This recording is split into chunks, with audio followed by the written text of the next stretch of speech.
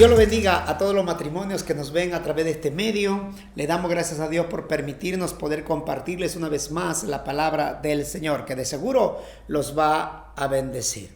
Pero antes vamos a orar. Mi buen Dios, te agradecemos por este tiempo. Creemos que los matrimonios van a ser bendecidos a través de esta enseñanza, de este compartir de tu palabra. Gracias, Papito Dios, y nosotros también desde aquí bendecimos a cada matrimonio en el nombre poderoso de Jesús. Amén.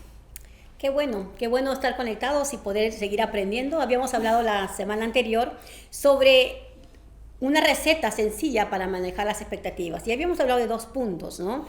Que seamos conscientes de lo que esperan, que ya lo hablamos, y que seamos razonables, que también lo hablamos. Ahora vamos a continuar con el siguiente. Seamos específicos, ¿no? Y que cuando se refiere a que seamos específicos, se refiere a que seamos claros al comunicarnos, ¿no?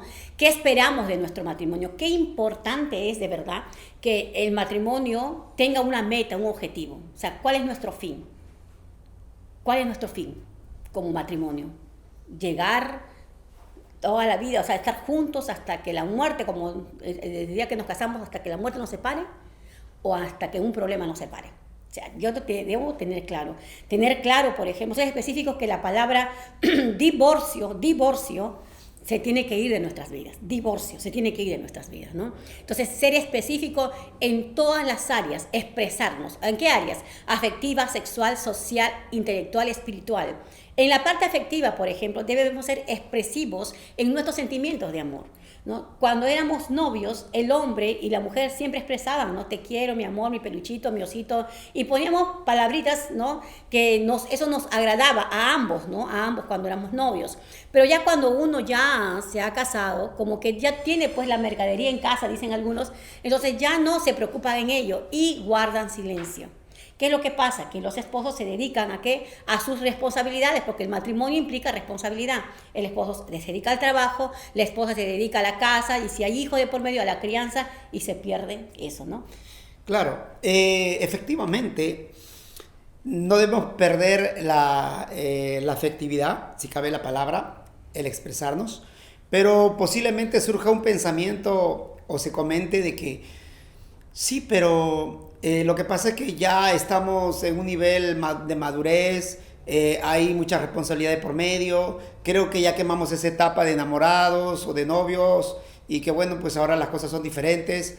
Lo cierto es que de alguna manera las responsabilidades van a pesar en el matrimonio y eso va a hacer que de alguna manera mengue la parte afectiva, pero eso no significa de que debemos de confiarnos y vivir de esa manera, sino que nosotros, como se dice, tenemos que sacar fuerza de flaqueza, ambos tenemos que sacar fuerza de flaqueza y poder superar aquello para ser más expresivos en nuestros sentimientos, etcétera, porque tenemos que esforzarnos para hacerlo, porque caso contrario es un peligro. Ahí más adelante vienen situaciones graves como separaciones, porque todo comienza por algo pequeño y luego se agrava. Entonces, no queremos decirle, wow, sea como cuando recién se quedó enamorado. No, que sí tenemos que esforzarnos, obviamente sí que tenemos que esforzarnos. Claro, Sí, cuando no hay esas expresiones de amor, de afecto, entonces viene duda a la mente de ambos, ¿no? Tanto del esposo como de la esposa, ¿no? Si antes yo recibía tantas para hasta cartitas o mensajitos de amor y ahora que estoy casada no recibo, entonces me vuelve vulnerable tanto al esposo también, ¿no? Entonces, ¿qué pasa? Que vienen pensamientos, tal vez mi esposo ya dejó de quererme, tal vez porque engordé, tal vez porque, no sé, me descuidé en tal área, tal vez mi carácter, como ya la convivencia sale a lucir todo lo que somos, que no le gusta, ¿por qué no me dice que me ama? Entonces, esa duda empieza a invadir nuestra mente y es una falencia, ¿no? Que hay en nosotras, las mujeres o en los varones, y eso usa el enemigo como una arma poderosa para empezar a tramar y destruir el matrimonio. Por eso, qué importante es ser expresivo para no ser vulnerables y no caer en la trampa del diablo para poder destruir nuestros matrimonios, ¿no? También debemos ser expresivos cuando estamos, por ejemplo, hay una incomodidad, ya hemos hablado varias veces de eso, ¿no? Debemos buscar el momento y hablar también, no debo callarme. Ni para decir lo bueno, ni para decir lo que está pasando, algo incómodo que esté pasando. Debo ser expresivo, debo hablar. Ahora, en la parte sexual también debemos tener, como decíamos, específico, hablar claro, ¿no? Porque hay cosas que el hombre quiere hacer o la mujer quiere hacer y uno del otro, porque no tiene conocimiento en sí, en el marco, como Dios envuelve al matrimonio en el área sexual, entonces como que no, yo eso no puedo hacer, no, eso es pecado, eso está mal, o él o yo, ¿no? De repente. Entonces, ahí es donde empezamos a tener incompatibilidad en el área sexual y empiezan los problemas. Si ignoramos algo, ¿qué debemos hacer?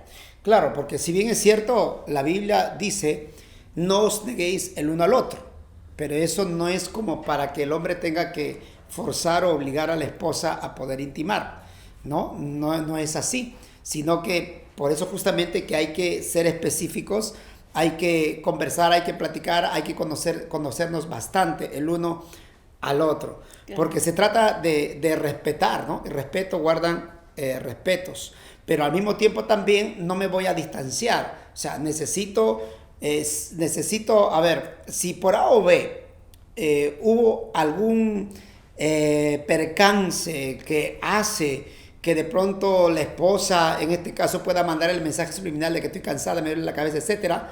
Entonces, los hombres ya tenemos que entender, o los esposos, tenemos que entender de que algo me equivoqué, algo hice mal. Entonces, comenzamos a darle solución primero a ese problemita. Y cuando le damos solución, entonces luego volvemos a la normalidad en el tema de la intimidad. Entonces, Dios nos ayude a poder ser así.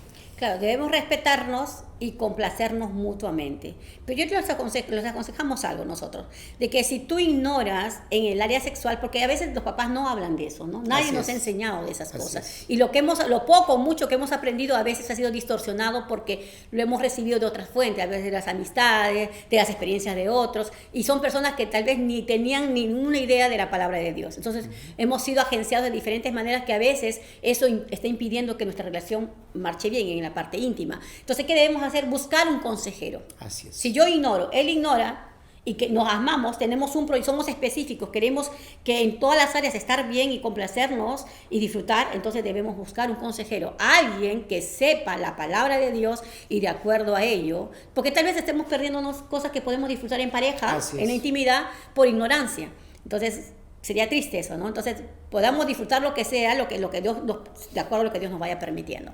Por ejemplo, también debemos ser específicos en hablar, no claramente en el área social, ser sociables, ¿no? Eso se ha perdido mucho desde que uno se casa. ¿Por qué? Porque cuando uno estaba de novio, saliditas, llamaditas, buscábamos cualquier pretexto, hasta pretextos casi tontos, entre comillas, para poder vernos y conversar y salir. Y cuando pasábamos 1 hora, era muy poco, 2 horas, muy poco, que hemos estado todo el día y horas y no nos cansábamos. Entonces, eso también se ha perdido. Entonces, debemos desarrollar eso, seguir con eso, ¿no? Y si se ha dormido, despertarlo, ¿no? Así es. Creo que una cosa importante es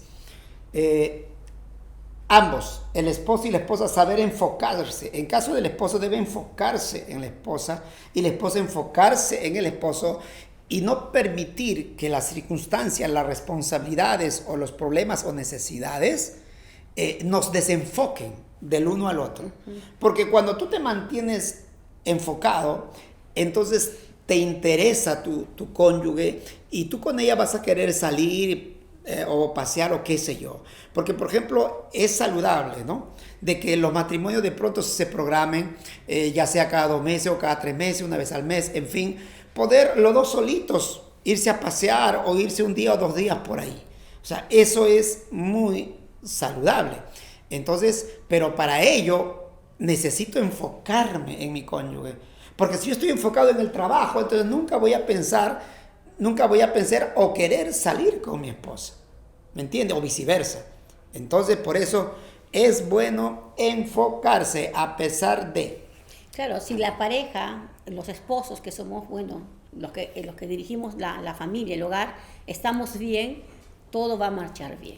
Eso da seguridad a nuestros hijos. Cuando los esposos ven a los papás bien, entonces eso da seguridad a ellos, ¿no? Entonces debemos procurar, no descuidar. Eso debe ser una de nuestras prioridades. Amén. las salidas con el cónyuge, ¿no? Así es. Ahora, otro punto donde debemos hablar claramente es en el área intelectual. Si hay finanzas para poder estudiar una carrera, algo que uno quisiera, entonces hay finanzas o hay tiempo, hagámoslo, ¿no? Hagámoslo, sin descuidar nuestras responsabilidades. Eso sí, tenerlo claro, ¿no? Porque a veces uno dice, es que estoy estudiando, yo no puedo hacer la cosa, no puedo hacer cosa, y entonces descuida responsabilidades que tiene, que es tu rol como esposa, tu rol como esposo. Entonces, sin descuidar ello, hay tiempo para hacerlo, hay economía para hacerlo, estudie. Ahora, por ejemplo, con las escuelas también, ¿no? Estudiar, porque ahora hay cursos libres sobre matrimonios, sobre hijos, crianza de hijos. Entonces, hay cursos libres dentro de la iglesia que también debemos tomar el tiempo de darnos ese tiempo de poder crecer intelectualmente. Y no hay excusa porque tanto en lo secular o espiritual, vamos a decirlo así, o eclesiástico, hay estudios por online, ¿no? También, entonces, claro. O virtualmente, entonces claro. no hay ningún inconveniente. Entonces ya no hay barreras, no es que tengo que ir, me toma tiempo, no, por Zoom. Y ahí lo que me gustaría, mi amor, perdón, reforzar es de que cuando hablamos de capacitarnos o estudiar, no podemos sentirnos que estamos compitiendo o ponernos o caer en egoísmo. Yo pienso que el papel de ambos es conforme dice la palabra. Es conveniente, en el caso mío, que ella crezca y yo mengüe, ¿no? Y viceversa. Uh-huh. Es como como los hijos. Porque hasta, quizás nosotros no hayamos ido a estudiar en la universidad, pero nos ¿cómo se dice? Nos preocupamos o estamos al tanto para que nuestros hijos sí o sí vayan a la universidad, terminen y si posible estudien 2 o 3 carreras. Y lo hacemos de buena fe. Creo que lo mismo tiene que suceder en el matrimonio. Claro. También debemos hablar claro en el área espiritual, ¿no? Uh-huh. ¿Quién va a entronarse dentro de nuestra relación? O sea, si es Dios y su palabra, o es mi concepto o los consejos de otras personas. A veces somos llevados por el consejo de los papás, ¿no? De los suegros, consejos de otras personas y no es de Dios. Y ahí está el problema. Entonces, lo que tiene que hacer es conversar. ¿Quién va a ser el que va a entronarse? ¿Quién va a ser nuestro consejero en nuestro matrimonio? Yo te aconsejo que apuestes por Dios y su palabra. Y si tú ignoras algunas cosas, hay muchas cosas que a veces por ignorancia lo hacemos, porque no conocemos y hacemos cosas y hacemos desórdenes en nuestro matrimonio y por eso no vemos bendición. Entonces, ¿qué tengo que hacer? Si yo ignoro la palabra de Dios, voy a buscar un consejero en el área de matrimonio. Y no te busques cualquier consejero. O sea, búscate consejeros que estén de verdad con hogares bendecidos. O sea, si tú tienes problemas con los hijos, por ejemplo, no estás con hijos rebeldes, de repente en la adolescencia o qué sé yo, con algún problema con los hijos, entonces busca un matrimonio dentro de la iglesia, pide consejería y que el que te dé el consejo sea una persona que esté, pues, ¿no?, en esa parte en victoria, que haya superado también o haya pasado por esas pruebas. Sería lo ideal, ¿no? Sería lo ideal. Así es. Por eso que cuando hablamos de orden de prioridades, decimos que hay que respetar el orden de prioridad y todo va a estar perfecto. Es decir, primero es Dios, dentro del orden de prioridad. Y lo siguiente es mi cónyuge. O sea, para mí, después de Dios, tiene que ser mi esposa. Para mi esposa, después de Dios, tiene que ser su esposo. No los hijos, no el trabajo, sino mi cónyuge. Si nosotros logramos respetar ese orden, vamos a estar muy bien. Pero recuerde, primero es Dios. Y ya terminamos con esto, ¿no? Terminamos diciendo de que, nos dice bien claro, ¿no? Seamos específicos, hablemos, abre tu corazón, conversemos. No nos queremos caer, no caigas en que yo supongo que él sabe. No, yo creo que él, tú no eres Dios ni para leer la mente del cónyuge, ¿no? O del esposo. Entonces no caigamos en suposiciones, sino que simplemente voy a abrir mi corazón, voy a hablar cómo me siento en estas áreas, en el área sexual, social, intelectual, espiritual, afectiva. Voy a ser expresivo con mi cónyuge y vamos a llegar a una comunicación y acuerdos. Eso va a ayudar mucho para poder manejar las expectativas que tenemos con respecto al matrimonio. Amén. Así que terminamos con una oración. Sí, la oración, mi amor. Cerramos nuestros ojos, oramos. Gracias, Padre. Gracias por este tiempo. Gracias por los matrimonios, Señor, que estamos aprendiendo juntos. Y ayúdanos, Señor, a aplicar estas palabras, estos consejos, Señor. Son consejos, Padre amado, que tú nos das a nosotros para poder tener un hogar, un matrimonio exitoso, Señor. Y dejar un legado a nuestros hijos, Padre. Gracias, precioso Dios. En el nombre de Jesús decimos amén. Amén. Bendiciones. Nos vemos la próxima. Hasta la próxima. Chao, chao.